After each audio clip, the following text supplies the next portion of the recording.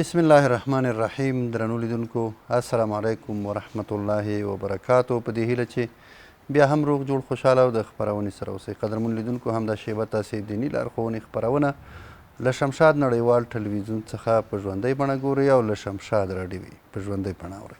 محترم لیدونکو د خپرونې نننۍ موضوع مو په حج باندې غږیږو چې یو څوک حج وکړي او حج قبول شي کومې لاسته راوړنې دوی لرلی شي، څومره اجرونه لاسته راوړي او څومره ګناهونه ترې رژیږي.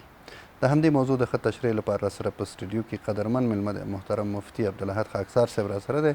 کور دې ودان وي چې له ځانه سره یې لرو. تاسې درانه لیدونکي هم کولی شئ همدا ګړۍ د خپرونې سره اړیکه ونیسئ او د خپلو پوښتنو ځوابونه ترلاسه کوئ.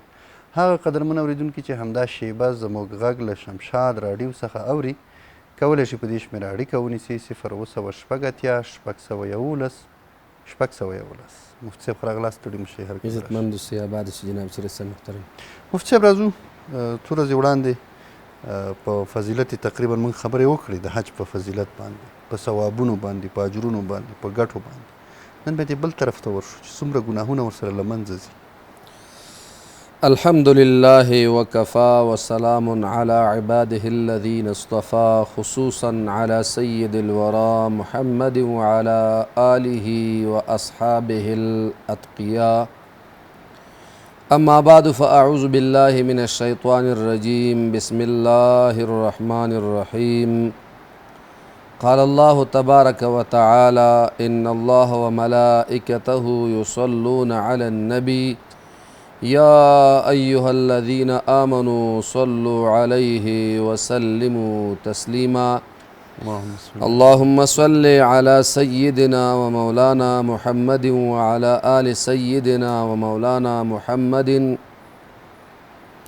كما صليت على إبراهيم وعلى آل إبراهيم إنك حميد مجيد. جناب قدرمن سیرت سے بولن تاسو تو بیاگران لیدونکو او ریدونکو تا زړه کومي السلام علیکم ورحمت الله وبرکاتہ. وعلیکم السلام. جناب سیرت سے محترم د حج فضائل په احادیث مبارکو کې ډیر زیات بیان دي لکه څنګه مخکې تاسو تذکره وکړه. نن هم هغه موضوع ده چې دا من وجهن په فضایلو کې داخله ده او من وجهن په مراتبو کې داخله ده. حاجی ته الله مرتبه څومره ورکوي؟ آیا حاجی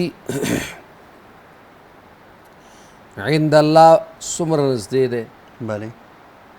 ځکه چې د الله جل جلاله کور ته ځي او کوم انسان چې د رب کور ته ځي نو خو رب بللی دی نو ځکه ځي او هغې به یې کله ناامیده پرېږدي. کله ناامیده پرېږدي. مونږ او تاسو عامه معنا باندې یوه خبرو کو یو سړی چې ته خپل کور ته طلب کړي نو که هغه ډېر بد سړی وي خو ته بیا عزت کوې ځکه چې تا هلته خپل دسترخوان ته راغوښتلی وي نو که ستا ورسره ډېر هم نالګي وي خلک وي زما دسترخوان ته ناست دی سم ورته نه. او بیا د بیت الله شریف احترام خو د دې نه وړاندې ادیانو کې هم موجود و. حتی د جهالت په دور کې چې به د ورور د پلار قاتل ورته مخې ته ورغی هم به ورته څه نه ویل. ولې؟ دا د بیت الله میلمانه دي، حرم میلمانه دي. جناب سیرت سے محترم روایات مختلف دي.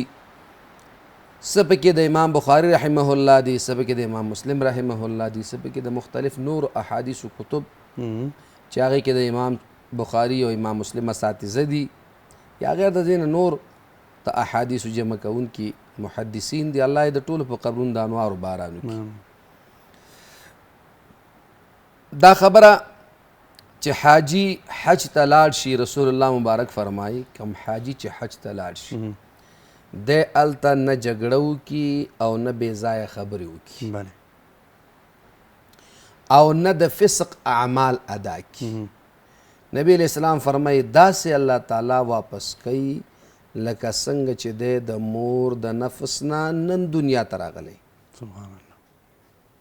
معنا دا د الله تعالی د ګناهونه معاف کوي. اوس دغه ګناهونه معاف کېدل دا د حج په فضائلو کې شمار دی او د حاجی په فضائلو کې شمار دی. نبی کریم صلی الله علیه وسلم مبارک د دې په اړه مختلف روایات او مختلف بحثونه صحابه کرامو ته کړي دي، بیا غیر نقل کړي مونږ ته. یو صحابي دی عمرو بن العاص رضی الله تعالی عنه، مشهور صحابي دی. رسول الله صلی الله علیه وسلم مبارک دې ته خبره کې، دا روایت د مسلم دی، مسلم شریف دا روایت نقل کړه. ورته وایي چې اے عمرو بن العاص اما علمت ان الاسلام يهدم ما كان قبله، ته پوهیږي چې اسلام یو داسې دین دی چې د اسلام نه وړاندې څومره ګناهونه دي کړي دي، رب لا یزال جل جلاله د هغې بخښنه درته کړې ده.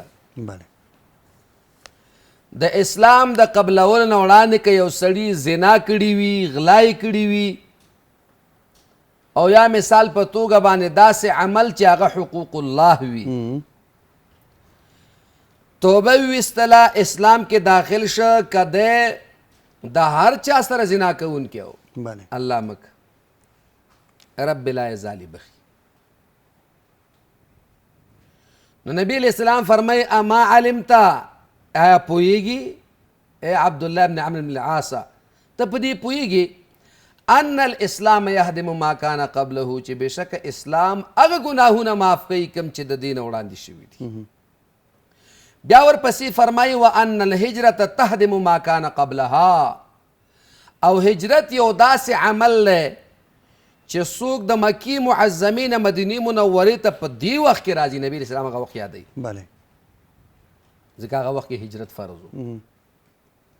ومن يهاجر في سبيل الله يجد في الارض مراغما كثيرا وسعه، چا چې هجرت وکړه الله رب ذوالجلال باغې ته په دې ځمکه کې فراخي ورکړي د رزق، او په ده باندې به نعمتونه د میوو او نعمتونه د الله رب ذوالجلال بیشبها را رواني. نبی علیہ السلام ورته فرمایي بېشکه هجرت هم دغسې یو شی دی، ګوره چې دا د دغې نه وړاندې ستا څومره ګناهونه شوي دي، رب لا یزال جل جلاله د هغې بخښنه درته کوي. دریم ورته وایي وان الحج یهدم ما کان قبله، دا حج چې دی داسې یو عمل دی د دې نه وړاندې چې د څه ګناهونه کړي، رب لا یزال جل جلاله د هغې بخښنه درته کوي. په دې حدیث مبارک کې درې خبرې ذکر شو، اسلام، هجرت او حج. دا درې واړه داسې اعمال دي چې د دې په کولو باندې مخکینی ګناهونه رب لا یزال جل جلاله انسان ته بخي. قرآن عظیم الشان کې راځي فمن فرض فيهن الحج فلا رفث ولا فسوق ولا جدال في الحج.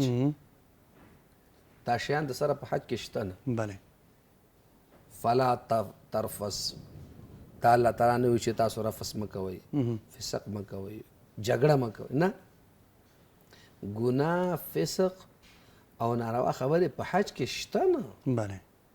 نو چې نشته نو ولې کوي؟ باید حاجی په دې صفاتو باندې وي. جناب سید صاحب محترم، حاجی صاحب د ځان نه جوړ کې، آتی صاحب د ځان نه جوړ. بل حدیث مبارک کې راځي نبی علیہ الصلوۃ والسلام مبارک فرمایي، دا روایت د حلیة الاولیاء ده. دی روایت کې راځي نبی علیہ السلام فرمایي من خرج حاجا یرید وجه الله، کوم یو انسان چې حاجی حج ته ووته د الله جل جلاله د رضا دپاره ووته، دا قید پکې دی. داسې نه چې یو سړی وایي چې ما سره د خلک حاجي ولیکي او چې تر څو زه راځم د کلي ټول دیوالونه مو زما په نوم باندې لړلی وي، او حاجي صاحب به هم نه لیکي، الحاج به لیکي، او یوازې به الحاج هم نه لیکي، ورسره فلان کې خان به هم لیکي، دا به هم نه لیکي، ورسره به دام لیکي چې زمونږ د طرف نه دې درته ډېر ډېر مبارک او په خیر راغلی، او په خیر راغلی. نا حدیث مبارک کې راځي من خرج حاجا یرید وجه الله، څوک چې حاجی حج ته ووته د حج کولو دپاره، نبی علیہ السلام فرمایي د الله د رضا په نیت باندې وتلی چې زه ځکه حج ته ځم چې الله تعالی مانه راضي شي او معافي راته وکړي فقد غفر الله له ما تقدم من ذنبه وما تأخر. نبی علیہ السلام فرمایي یقینا د دین وړاندې ګناهونه ورته الله تعالی معاف کوي او کم چې وروسته تې کېدونکي دي الله تعالی ورته د هغې بخښنه کوي. او بیا ورپسې وایي وشفع فی من دعا له او شفاعت د دې قبول دی د هغې چا په حق کې چې دی ورته دعا کوي. دا حاجي صاحب چې چاته دعا کوي مطلب دعا یې قبلېږي. دعا یې قبلېږي. اړیکه اخلو. السلام علیکم ورحمت الله. عصمت الله زموږ غږ اورئ؟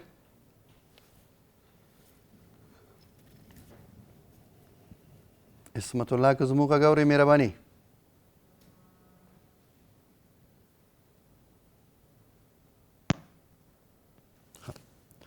راځو موضوع ته مفتی صاحب. جناب سیرت صاحب محترم نو که چیرته دی دعا چاته وغواړي الله تعالی شفاعت قبلی دعا یې قبلی. د دې حدیث مبارک نه نورم صراحت په بل حدیث مبارک کې زیات راځي. هغه حدیث مبارک مشکاتم نقل کړی. نبی علیہ الصلوۃ والسلام فرمایي الحاج والعمار وفد الله تعالی. حاجان او معتمرین عمره کوونکي دا د الله تعالی میلمانه دي. وفد معنا میلمه. ته چې چاته یو سړی لېږي وفد دی دا ستا میلمه دی. وفد د نجران چې راغی وفد د نسواراو چې راغی رسول الله مبارک د خو د هغې د طرف نه راغلي. نبی علیہ السلام فرمایي ان دعوا اجابهم که چیرته دوی دعا د چا دپاره وغواړي الله یې قبلی. ولې د الله تعالی میلمانه دي که د میلمه خلک خبره مني که نه نازی یم که داسې یو خبره وکړي چې ستا په طبیعت بد هم لګي او میلمه دی بیا هم خلک نازی خیر دی میلمه دی زما کور ته راغلی دی فلان شوی دی فلان شوی دی. رسول الله مبارک فرمایي و ان استغفروه غفر لهم که چاته بخښنه وغواړي الله یې بخي. دا څومره لوی زیری دی. دی حدیث مبارک کې صراحت راغی د مخکینی حدیث نه. په هغې کې دا راغی چې وشفع فی من دعا له شفاعت کوي هغې چا لره دعای الله قبلی د هغې چا په حق کې چاته چې دعا وغواړي. دی حدیث مبارک کې ښکاره راغی چې ان دعوا اجابهم که دعا چاته وغواړي نو الله تعالی یې قبلی. او و ان استغفروه غفر لهم که چېرته دوی بخښنه د الله تعالی نه چاته وغواړي یو دعا دی او بخښنه ده. بخښنه مجرم ته کېږي دعا هر چا ته غوښتی شي. یعنی یو مجرم کم راشي ورته چې ما ته بخښنه وغواړه د دغې حاجي په بخښنې غوښتو الله جل جلاله هغه بخي. دې کې یو بله مسله هم ښکاره شو جناب صاحب محترم هغه دا چې د حاجي نه دعا غوښتی شي ځکه د دواړو احادیثو مبارکو کې د صراحت راغی. بلکې د دې نه وړاندې به هم یو خبر وکړو. کله چې عمر رضی الله تعالی عنه ځي عمرې ته رسول الله صلی الله علیه و آله وسلم مبارک د لاسه نیسي چېرته ځي ځمه حج عمرې ته. رسول الله مبارک ورته فرمایي ای زما وروره موږ په خپلو نیکو دعاګانو کې هیر نه کړي. دوه خبرې ای زما وروره موږ په نیکو دعاګانو کې هیر نه کړي. نو یو خو دا شوه دې کې مسله دا ثابته شوه نبي علیه السلام ورته ورور وویلې او عمر صاحب د الله په ذات قسم که چا دا ټوله نړۍ ما ته راکړی وی زه به دومره خوشحاله شوی نه وی مګر چې محمد رسول الله صلی الله علیه وسلم مبارک ما ته ورور ویلې زه په دې ډېر خوشحاله شم. د چا به د چا سره مینه وي او د چا به د چا سره مینه وي نو د صحابو مینه خو د محمد رسول الله مبارک سره وه. د ځان نه پې قربان فنا فی الرسول دی او چې پیغمبر الله اکبر میدان جنگ کې صحابه کرام دي نبی علیہ الصلوۃ والسلام مبارک حضرت علی صاحب ته بیرغ ورکړي دا واخله نو فحجر دی په دې میدان کې داسې تاو شي د ډېرې خوشحالۍ نه جعفر صاحب راغی نبی علیه صلات وسلام هغې ته هم د هغې صفات بیان کړ چې صفات یې بیان کړل فحجر دی هم داسې تاو شو د ډېرې خوشحالۍ نه د محمد رسول الله مبارک په مخ کې تاویږي دا هغه حالات د جذب او د وجد وي د دې نه علما کرام د جذب او د وجد استدلال کوي معنا دا ده چې د محبوب په دعا باندې او د محبوب په خبره ابي ذر رضی الله تعالی عنه یوه خبره د پیغمبر نه اورېدلې صلی الله علیه وسلم نبی علیه الصلاة والسلام فرمایي که یو سړی زنا وکړي او غلا وکړي الله یې بیا هم بخي صحابه ورته رسول الله وان زنا وان سرقه ابي ذر صاحب ورته وایي نبی علیه السلام فرمایي وان زنا وان سرقه الله بیا ورته وایي یا رسول الله صحابي وایي ابي ذر صاحب مایل کېدی چې زما خبره سمه نه اورېدلي ما ورته ویل یا رسول الله وان زنا وان سرقه رسول الله مبارک فرمایي نعم وان زنا وان سرقه په درېیمه دفعه مې بیا پوښتنه وکړه چې دا خبره قوي شي بله وایي نبي علیه السلام ویل چې نعم وان زنا وان سرقه وان رغم انف ابي ذر اگر چې د ابي ذر پوزه په خاورو ککړ شي بس الله یې بخي ته پې خفه کېږي او ته څه لکلکې پوښتنې کې څه لکلکې پوښتنې کې دا حدیث چې به کله ابي ذر ویلې بیا به ویلې وان رغم انف ابي ذر دا ماته محمد رسول الله ویلي دي ابي هريره چې مشهور صحابي دی کثیر الروایات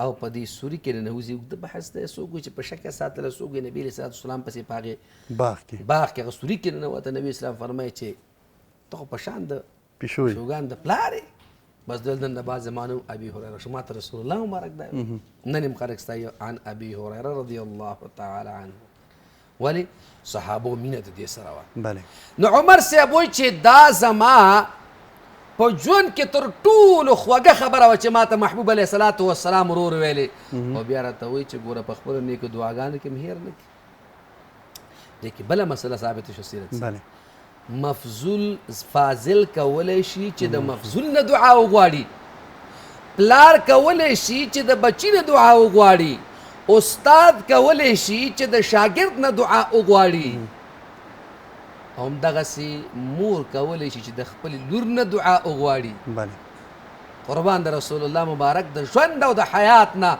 چې موږ ته یوه مسله ښکاره کړې ده دلته رسول الله مبارک ورته موږ دعاګانو کې هیر نه کړي نو په خپله پیغمبر ترې دعا طلب کوي دې دو حدیثینو مبارکینو کې وایي چې چا دپاره دعا وغواړي الله تعالی یې قبلوي یو سړی به دا وایي چې یاره زه خو داسې وایم که نه چې خیر زما لږ بیا هم په زړه کې داسې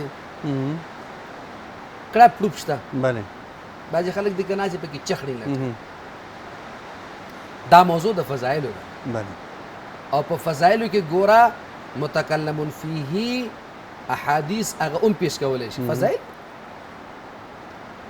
رسول الله صلی الله علیه وسلم مبارک صحابه کرامو تربیت کوي یو سړی دا وایي زه د حاجي نه دعا غوښتی شم که نه نو صفای راته ووایه مړه په دې خوا خبرو نه پوهېږم که صفای راته ووایه نو نبی علیه الصلاة والسلام فرمایي اذا لقیت الحاج فسلم علیه کله چې تاسو د حاجي سره مخامخ شئ حاجي راغی مخامخ شئ نو فسلم علیه سلام وکړئ السلام علیکم ورحمة الله د محبوب د وطن نه راغلی او بیا وصافحه مصافحه ورسره وکړي لاسونه ورکوي مصافحه وکړي د دې حاجي صاحب سره بیا ورپسې وایي ومره ان یستغفر لك قبل ان يدخل بیته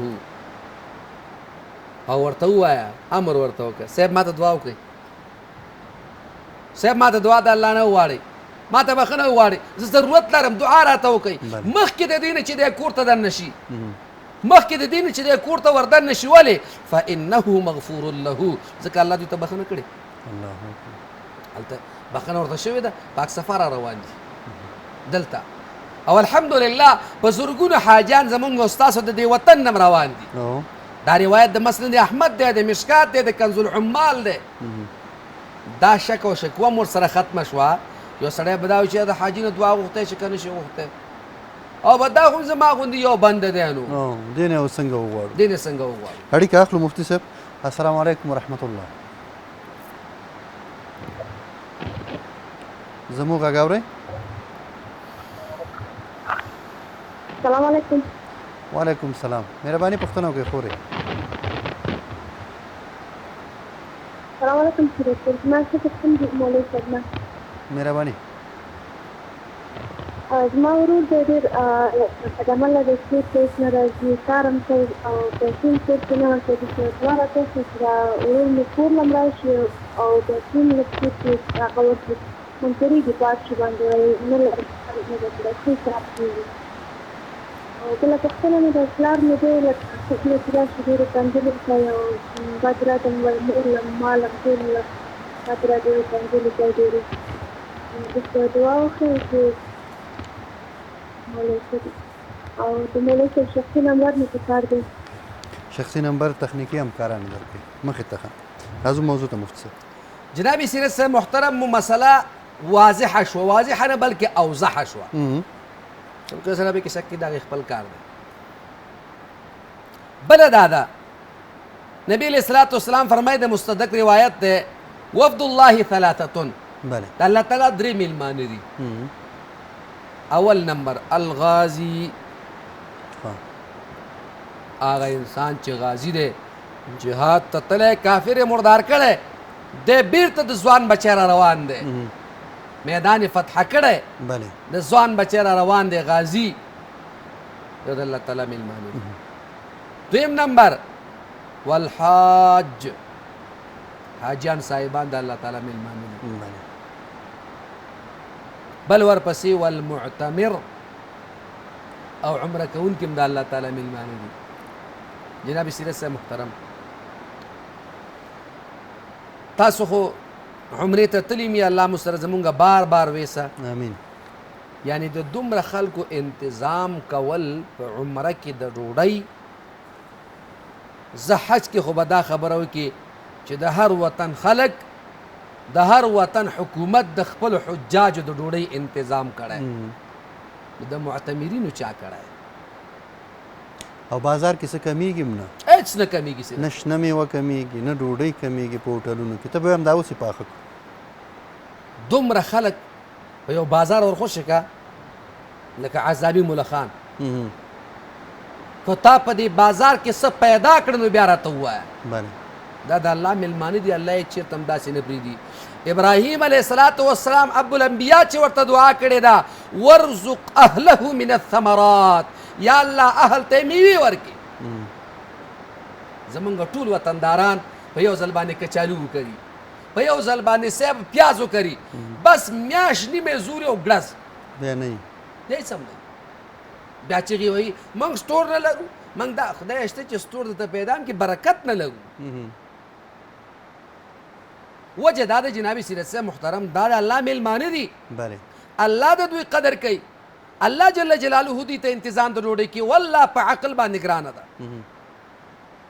دومره خلکو انتظام. او بله دا د سیرت صاحب محترم دا چال تلاشي دا سړیتوب څنګه یاد کړي؟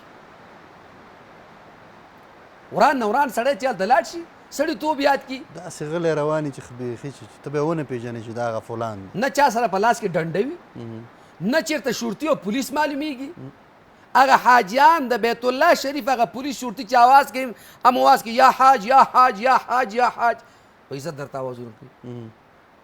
خو چا دا ونه ویلې څنګه چل دی؟ ولې دا د غیزي کرامت دی، دا د الله میلمانه دي. او که ډېر روان سړی هم د چا میلمه شي که نه نو هغه بیا وایي چېرې دا سړی ډېر عزتمند سړی دی، که ډېر روانه مېلمه نو خیر د عزت ساتم.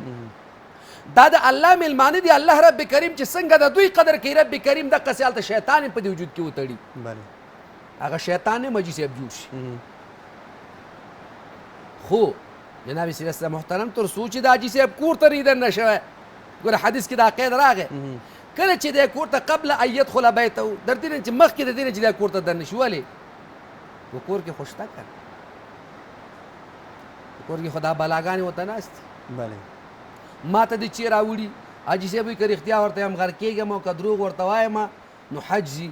زه یاره دې جګړې نه به څه کوو، حج سره به بیا ګورو او راشه ګړز ورکړه. څه درته یادېدم سړي او که نه خدای شته که ټکې ورته یاد اول ته به وایي چې هر ځای کې مې سترګو سترګو ته هلته چې وې ښځې ستا قدر خو اوس راغی.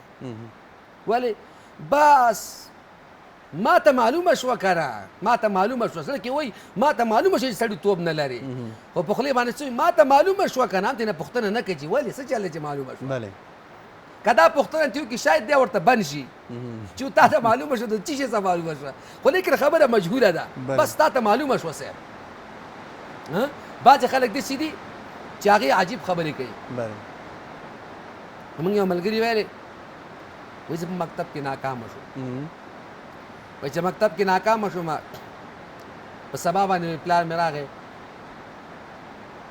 نو چې وی پلار مې راغی نو ما خوسکیانو ته دغه نه واچولی واښه مې ورته نه واچولي وایي چې کله صاحب راغی وایي چې وینیولم که نه وي ښې وکړبولم چې دا ته چې دا ناکامه شوی دی خوسکیان د وجې ناکامه شوی دې ته واښه نه اچوې دې ته واښه نه اچوې تا چې دې ته واښه اچولی ته به کامیاب وي الله مال چې وپلاره دوی ما ته سبق ویلې دا زما معلمین ول پرچې حلوله پرچې حلوله چې شی کول ده ویسې بانې راته کتله ښه بانې راته کتله یو ځل زمری ولاړو اوبه یې څښلې بله نو دا غزاله نه ده غزاله اوسئ د ښکته اوبه څښلې بله زمری پورته لګیا دی اوبه څښي یو دفعه بیا اواز وکړو اوسئ دا اوبه ولې خړه کې هغه ورته مخ داسې راتا کړو ته باچا سلامت کړې خوراک ته زړه شوي خو راځه مشکل نشته بانې ولې ګورې اوبه خو ستا په ما راځي نو زما خو په تا نه درځي اوبه بعضې خلک هسې بانې ګوري سیرت صاحب همداسې ده اړیکه به واخلو السلام علیکم ورحمت الله زموږ غږ اورئ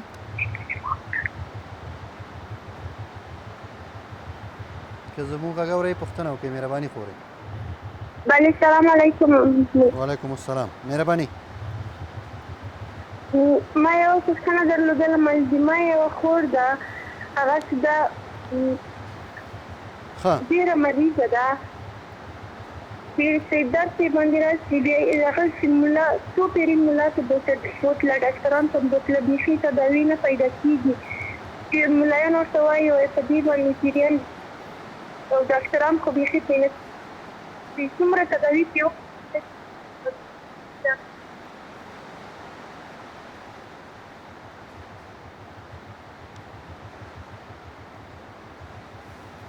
سمه ده خپرونه ګوره بله پوښتنه خو نه لرم د مدني صاحب شخصي نمبر ټلیفون ښه د شخصي ټلیفون نمبر یې غواړم ډېر مهمه ده تخنیکي همکاران د مدني صاحب نمبر درکوي تخنیکي همکاران نه واخلي راځو موضوع ته مختصر جناب سیرت صاحب محترم اوس راځو هغه محتویاتو د خبرې ته چې موږ په ابتدا کې ویلې وه حاجي ته کم ګناهونه معاف کېږي بله علامه ابن حجر رحمه الله په فتح الباری کې په دې باندې قول کوي چې حاجي ته صغیره او کبیره ګناهونه دواړه معاف کېږي هغه بیخي جزمن پې ورځي صغیره او کبیره ګناهونه دواړه ورته معاف کېږي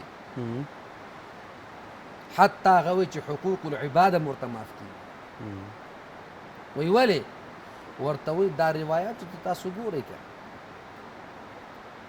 چې حاجي کله چې حج وکړي او هلته ګناه ونه کړي په صحیح طریقې باندې حج وکړي چې واپس کېږي داسې پاک وي لکه د مور نه چې دی نن راغلی دویمه دا ده د دې حدیث مبارک نه استدلال کوي چې مسلم شریف ذکر کړی و چې حج څه شی دی وان الحج یهدم ما کان قبله حج چې دی د دې نه وړاندې چې څه کړي ټول ورته معاف کېږي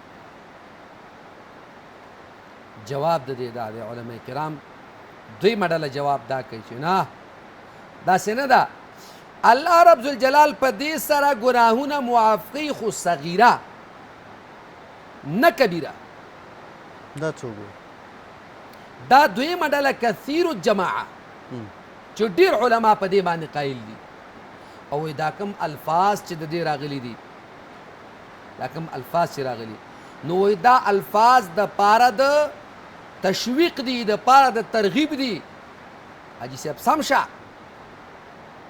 تا ته الله ډېر لوی مقام درکړی دی مقام دې مه خرابوه یوه ډله ده چې هغه ډېر کم دي او ډېر په اقل تعداد کې دي هغې یو دا قول هم کړی چې حاجي کله حج وکړي نو مخکیني وروستني ګناهونه صغیره او کبیره پردی حق او خپل حق وروسته چې کوم کېږي دا ورته معاف کوي. دا ډېر ښه نظر دی. د هغې مسلمانانو ګټه ده پکې. ګټه ده پکې. نو د دې جواب دا کوي علما چې دې حدیث نه تاسو استدلال کوئ نو په دې کې خو دا هم راغلی دې حدیث کې اول دا راغلی چې اما علمت ان الاسلام یهدم ما کان قبله. عمرو بن العاص ته پوهېږې نه چې اسلام سره وړاندېني ګناهونه معاف کېږي نو دا خو د دقې حدیث جز دی که نه. نو بیا خو داسې وایي چې مسلمان د سره ګناهګار نه دی حاجي پکې ولې راوړي. بله ځکه چې درې واړه په دې حدیث کې یاد دي د مسلم. لہذا دا قول باطل دی، دا رایه باطله ده، دا صحیح نه ده. قوي رایه دا ده چې په دې سره صغیره ګناهونه معاف کېږي او کبیره ګناهونه هم هغه ورته معاف کېږي چې کوم حقوق الله دي. ګوره په حقوق العباد کې یو څیز هم ورته نه معاف کېږي. حقوق العباد کې د چا حق خوړلی، چا مال خوړلی. مفتي صاحب خو دغه توبه چې خپل کور کې مباسي معاف کېږي دا ورته معاف کېږي. نو بیا د حج فضیلت څه شو؟ هلته بل څه دي جناب سیرت صاحب محترم. دلته چې دی توبه وباسي بله دغه توبه او هغه توبه ډېر فرق لري. اینجا او اونجا فرق داره. ځکه چې دلته ستا مونځ یو په یو دی، هلته مونځ په یو لک دی، نو توبه خو هم دغسې ده. $15,000 هم مصرف کړي ځکه خو او چې بیا راشي $15,000 کور کې هم مصرفوي نو خو بیا توبه ووایه. نو هارون رشید باچا رحمه الله ته د دربار ته ایاز راغی. ایاز بهلول دانه صاحب راغی، ورته یې صاحب ډېر خفه یم. ولې خفه یې؟ ورته یو څو متره کالي مې په کار دي. هارون رشید باچا ورته په دې خفه یې؟ دا الله بنده پرېږده په ارام. دوکاندار ته یې لاړ شه 100 متره چې غواړي 100 متره غواړي ورشه ورکړه ورته 100 متره ورکړه. سړی خفه دی، سړی خوشحاله ول غواړي. نو په دې کې دغه ورته ویلې بهلول صاحب ورته وی صاحب زه خو ځم 100 متره غواړم خو هغه مترونه نه ګور دوکاندار کې غواړي. وایي ولې؟ وایي صاحب هغه متر خو د دوکاندار د شان سره جوړېږي. نو ستا د شان سره وي زما شان سره کم متر جوړېږي. وي ستا په دې دربار کې چې دا کم جګ بیرغ لګېدلی دا 1 متر دی. الله ځکه شان دې جګ دی، ته خو باچا یې. نو دکاندار خو نه یي. دکاندار خو نه یي. او ورته صاحب دې کې به ته پاتې راشي. نو د هغه جي توبه او د دې جي توبه ډېر فرق لري. بله دا ده د دې جي توبه به د یو سړي نه خلاص شي، د هغه جي توبه د کل نه خلاصوي. څنګه؟ مثال په توګه باندې څومره حقوق الله چې ته پاتې شوي دي. مثال دی وکړې خو دا دی چې یا الله مونځ رانه پاتې دی دا راته معاف کړه، یا الله روژه رانه پاتې دا راته معاف کړه. هلته چې کوم غواړې کل درته معاف کېږي. کل هغه کوم کتابچې د ګناه چې دا پاکه شي نوې در واچي دا واخله. خو حقوق العباد نه ګوره.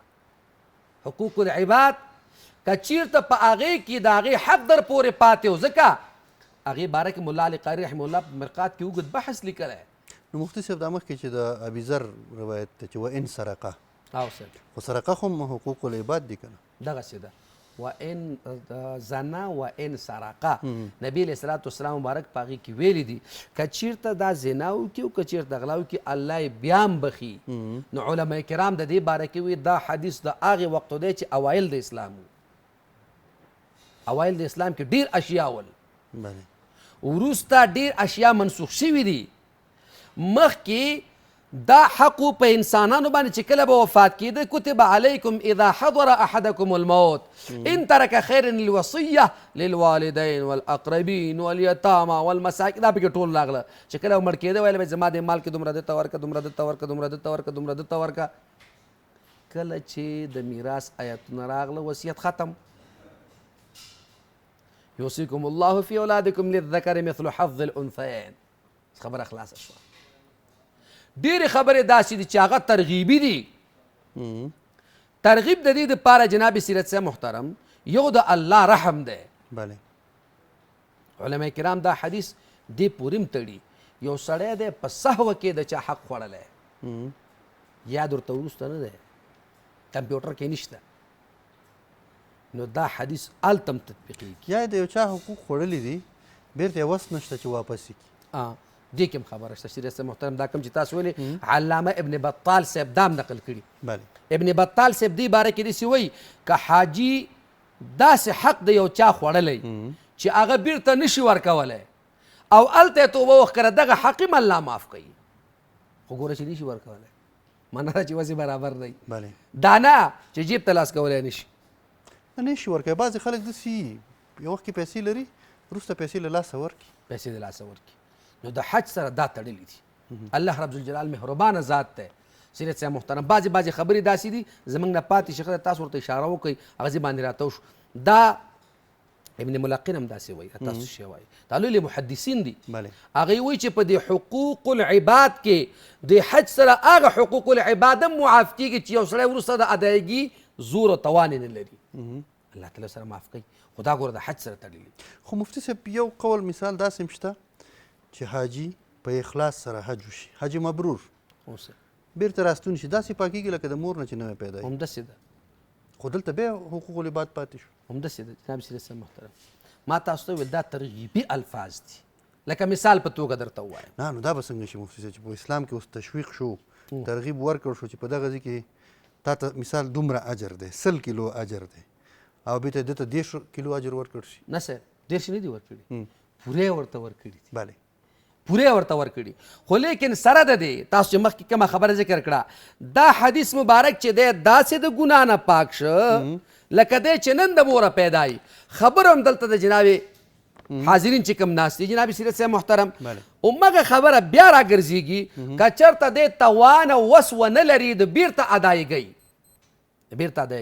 الله رب الجلال همغه معافي ورته کوي حدیث بیا په ځای تطبیقېږي که ترغیبي هم وي بیا په ځای باندې تطبیقېږي لکه مخکې چې ما تاسو د هغې دوه محدثینو فقهاو قول ذکر کړه رب کریم جل جلاله رحیم ذات دی سیدي صاحب محترم خو ګوري دا یو خبره ده چې الله تعالی حقوق العباد کې سختی ځکه کوي که حقوق العباد د خلکو ته پرېږدي نو د الله حق خو څوک دومره نه خوري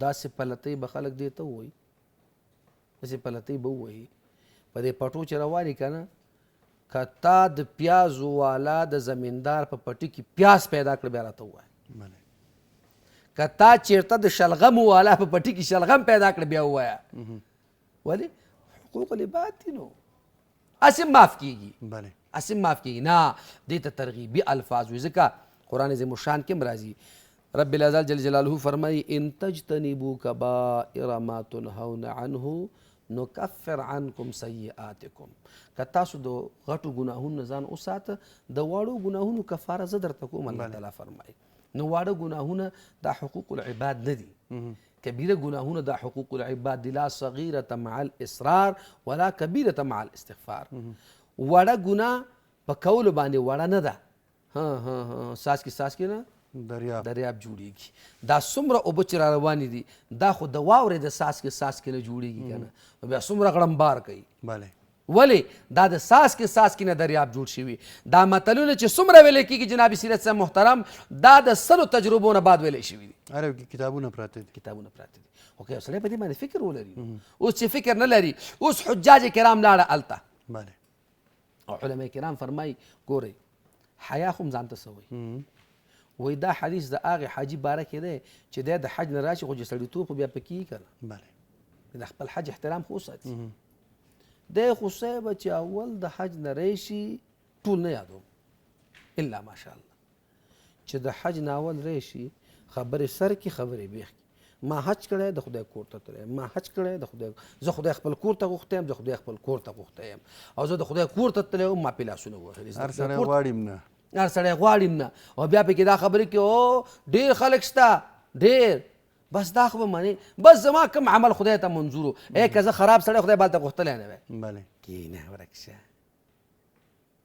ستا نه مخکې هلته خوا کې وربوزې لګېدو د ابوجهل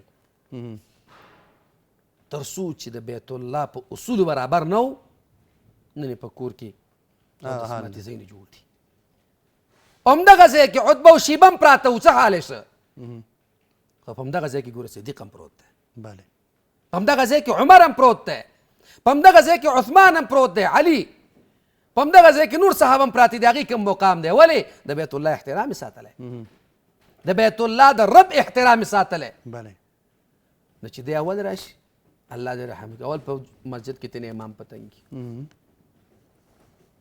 ټایم پوره دی وخت پوره دی ټایم پوره دی وخت پوره دی یاره بیت الله شریف کې وکنه یو دقه مخکې وروسته نه کېده و دا بیت الله دې ستا سر وخوري تا خو دا بیت الله نه سم صاحبه غضب الله جوړ کړه دلته هر ځای کې مخکې وروسته کوې هر ځای کې مخکې وروسته کوې نه داسې مه کوه د بیت الله دې دپاره نه دی چې دې خلکو د قسمونو دپاره استعمال همداسې ده اړیکه اخلو السلام علیکم ورحمت الله جاوید زموږ غږ اورئ خوشحاله اوسئ ته ستړی مه شئ مهرباني پوښتنه وکړئ مهرباني خدای زکات په باره کې د مثال یو څوک یو مقدار پیسې ولري مثال $1,000 او د هغو نه کال په کال باندې پیسې ورکوي هماغه پیسې همداسې سلامت وي په خپل ځای باندې یو کال پوره شي بیا یې ورکړي بیا یې ورکړي بیا یې ورکړي په څو کالو کې خو به شاید هغه پیسې ټولې خلاصې شي که نه زکات کې نو دا څنګه حساب دی دا پیسې خو اخر کې د زکات څخه شوې دغه پوښتنه درلوده او بل د اختر د قرباني په باره کې وه ښه وایه مهرباني د خارج نه که څوک یو چاته پیسې راولېږي چې په دې باندې تاسو قرباني وکړئ ځان ته ځکه دا قرباني خو ما په نظر باندې څوک له خپلو پیسو باید وکړي نه چا باندې چې واجب وي هغه باید له خپلو پیسو وکړي که بس تاسو راوړئ چې قرباني وکړه دا قرباني بیا څنګه راځي هغه بیا پوښتنې وي صورت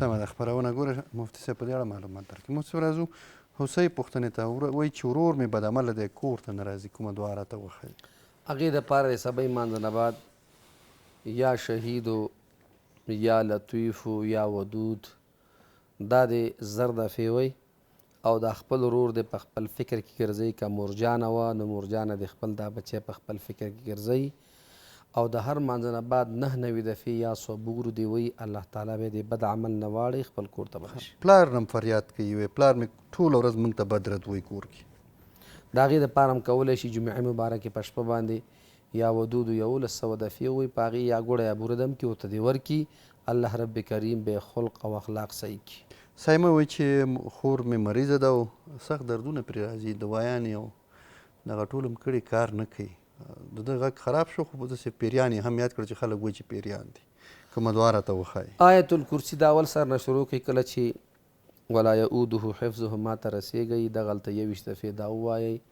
په دې باندې د ځان هم دم کې اوبه د ځان ته دم کې عادي وسکي وبالحق انزلناه وبالحق نزل دا د 70 دفعې ووایي او سوره فاتحه د 7 دفعې ووایي په دې د ځان ته اوبه دم کې انشاءالله العزیز الله تعالی به د مهلکې مریضۍ نه نجات ورکړي جاوید وایي چې که څوک $10,000 په کور کې ولري قلار کور کې ایښي دي اور کال ته زکات ورکوي وایي څو کاله پس خو به ختم شي ختم دي شي کنه ولې نه استعمالوي خو ډارېږي چې تاوان ونه ساتي نه نو چې بس همدغسې ساتي همدغسې به ختمېږي دا وجود الله تعالی ورکړی د استعمال دپاره دی نه استعمال قرار په کور کې پروت دی داسې ښه کار دی دا څومره مال چې هغه حد د دې نصاب دی دغې ته چې پوره شو که دی پرې ګټه کوي که نه کوي ګټه د هغې زکات په دې باندې شته بله پوښتنه ده که څوک چاته له خارج نه روپۍ راولېږي چې دا روپۍ واخله ځان ته پرې قرباني وکړي قرباني د دې ورور پوښتنه دا ده چې باید په خپلو پیسو یې وکړي خو دا خو هغه راولېږلی هغه چې راولېږلي کولی شي هغې د طرف نه د قرباني وکړي او دا د فقیرانو ته ورکړي هغسې تقسیم کړي لکه څنګه تقسیم چې دا عام قرباني کوي خو ده باندې که چېرته قرباني لازم وه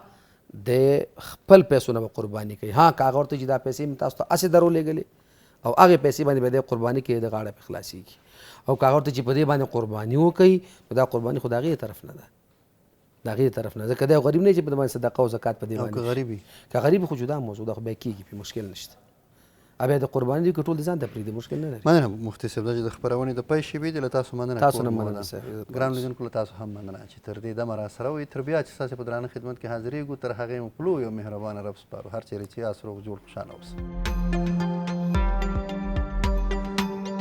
له لیدلو مو مننه